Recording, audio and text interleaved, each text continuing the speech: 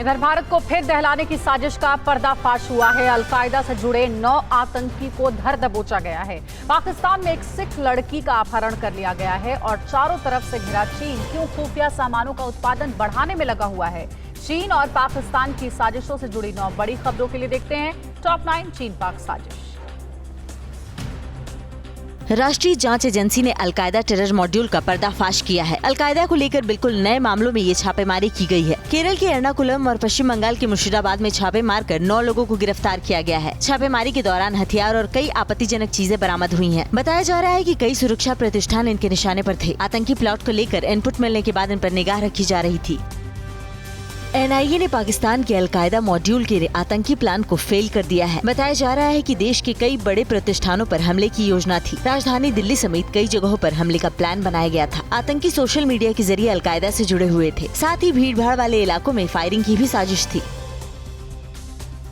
Baghdadi Bharat को दहलाने की साजिश रच रहा है। हाल ही में संसद में गृह राज्य मंत्री जी किशन रेड्डी ने इस बात का खुलासा किया था कि देश के 12 राज्यों में ISIS के आतंकी मौजूद हैं। अलकायदा के 9 आतंकियों की गिरफ्तारी पर केंद्रीय राज्य मंत्री गिरिराज सिंह ने ट्वीट किया। गिरिराज सिंह ने लिखा कि इन 2 राज्यों में ऐसे तत्वों का मनोबल बढ़ा हुआ है।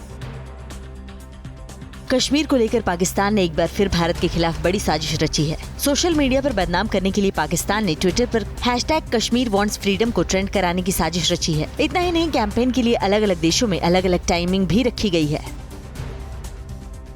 पाकिस्तान की खुफिया एजेंसी ISIS गुब्बारा है और एक गली लेवल का संगठन है। ये केवल लोगों को डराने के लिए काम करती है। आयरिश पत्रकार डेक्लान वॉल्स ने अपनी द 9 लाइव्स ऑफ पाकिस्तान नामक किताब में खुलासा किया है। डेक्लान वॉल्स के मुताबिक पाकिस्तान में ISIS भी दूसरी संस्थाओं की तरह भ्रष्टाचार और घपलेबाजी से घिरी है। पाकिस्तान से एक सिख लड़की का फिर से अपहरण कर धर्म परिवर्तन किया गया। इस बार निशाना गुरुद्वारा पंजा साहिब के ग्रंथ प्रीतम सिंह की बेटी को बनाया गया। उनके मुताबिक जबरन इस्लाम कबूल करवाया गया। बताया जाता है कि प्रीतम की बेटी को पाकिस्तान में हसन अब्दाल ने अगवा किया और पिछले 10 दिनों से अपने कब्जे में रखा है। लद्दाख में घुसपैठ की साजिश के बीच चीन अपने देश में खुफिया सामानों का उत्पादन बढ़ा रहा है। इसका खुलासा उस वक्त हुआ जब जिनपिंग ने खुद खुफिया सामान बनाने वाली कंपनी का दौरा किया। इस दौरान जिनपिंग ने इंटेलिजेंस उपकरणों का जायजा लिया।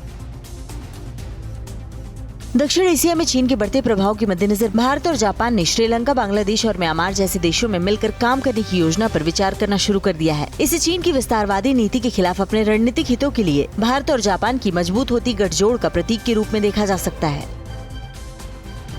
अपने नए कानून के जरिए हांगकांग की आजादी छीनने वाला चीन अब वहां के लोकतांत्रिक समर्थकों की हत्या करवाने की साजिश रच रहा है। अमेरिका के साथ UN ह्यूमन राइट्स काउंसिल ने हांगकांग के गिरफ्तार किए 12 नागरिकों की जान को खतरा बताते हुए चीन से इन लोगों को छोड़ने की अपील की है। क्या आप पर भी बरपा है जालसाजी का कहर? सपने टूटे आपके, न घर के न घाट के।